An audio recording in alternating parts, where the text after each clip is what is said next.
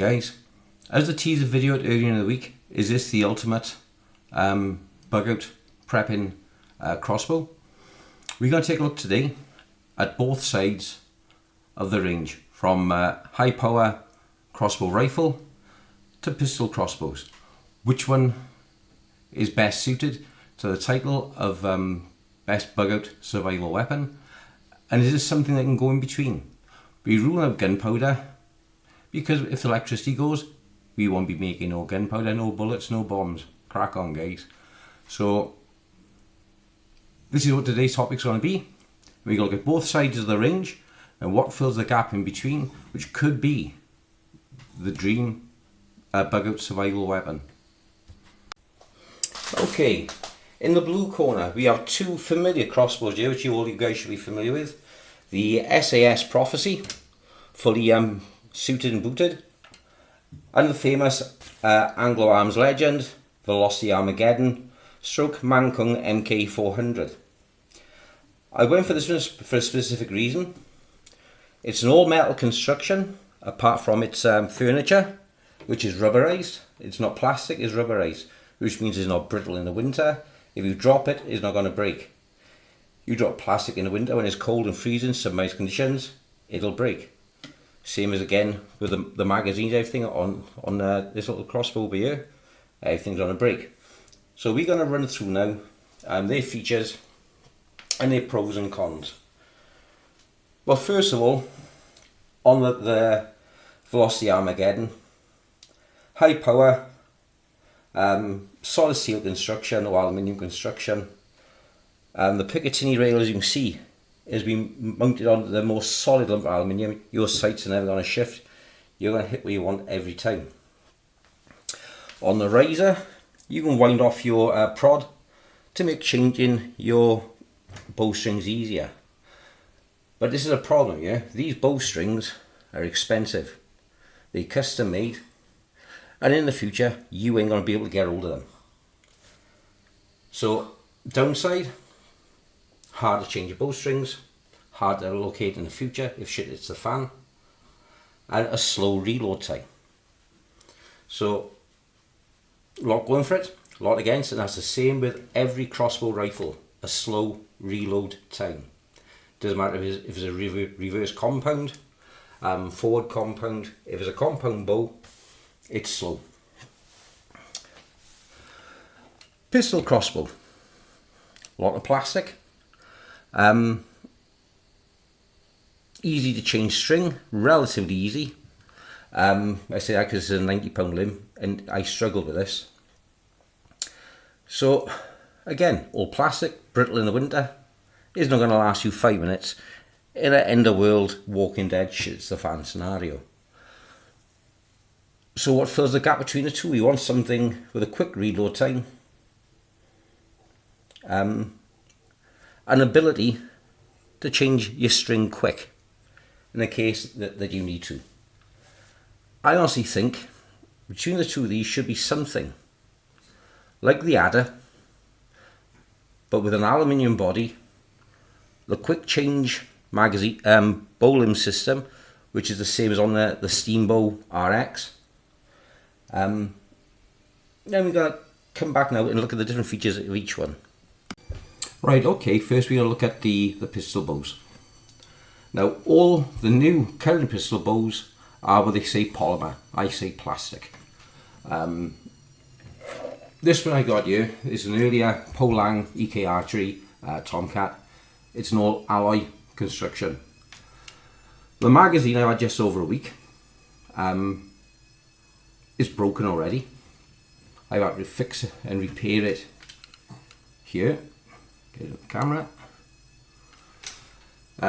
Trying to get hold of a stock for it has been murder, because it's a different design inside of the handle than on the sister Alligator SAS Prophecy.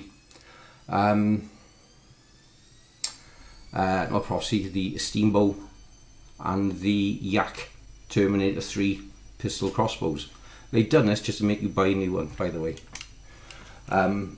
But other than that, it's identical. Trigger, plastic, under high tension, £90 prod, this is going to snap in the winter. So that's something you're going to need to change. Magazine, extremely cheap and brittle. I need to get a better design for this. The best one was the original steambow magazine, which was an all metal construction. If you can get all the original steambow magazine, full of prophecy, that's the one to get. Forget the rest of them, get the original one. Best one they've done. The new ones are great, don't get me wrong, but for me, an all metal magazine, if you drop it, you fall on it, you know it's gonna still be there tomorrow.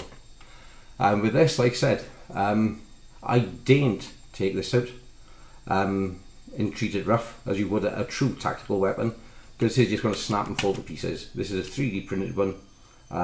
It's junk. So excellent for close range combat, excellent for home defense, excellent to leave in the boot of the car for when shit hits the fan. Would I put my life on it? Yeah, I would. It's good enough to defend your life with. Would it be use it for an end of world scenario like The Walking Dead? Not in your life. I wouldn't last long enough, especially if it's the plastic ones. All the strain on the pivots with the plastic ones wouldn't last you 3 years. You're using them on a daily basis, hunting, etc. They're not going to last. That's when you want something like this. This is solid.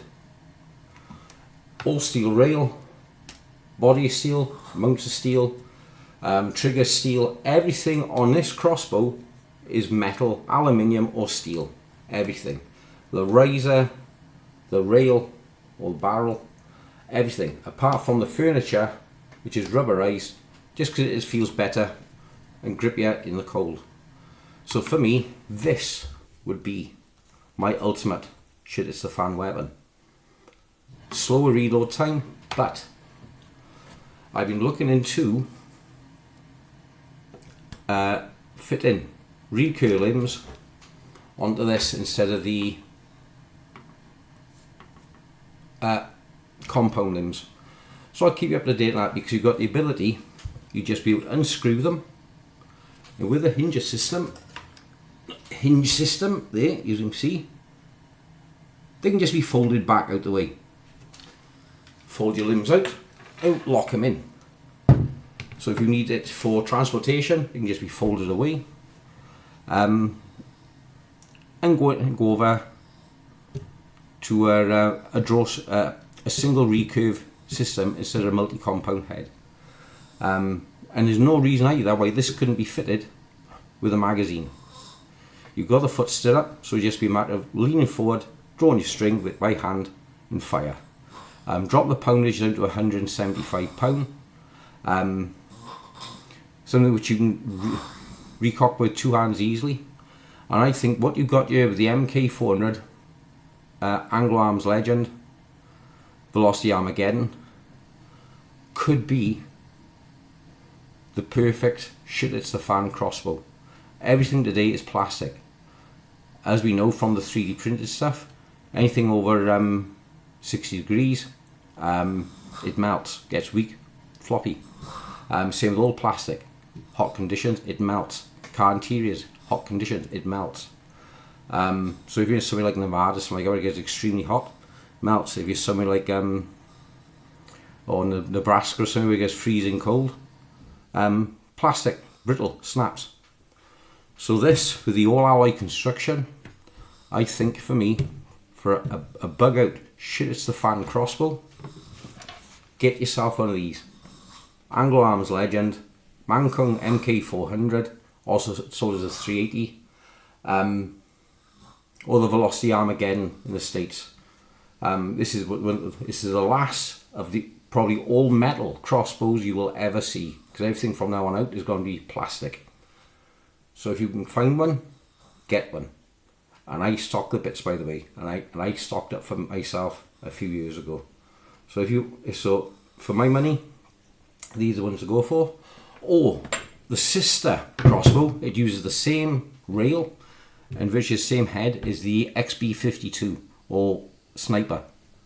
It uses all the AR-15 furniture, so you can change out your grips, you can change out your stock, change out your tube, fold in stock.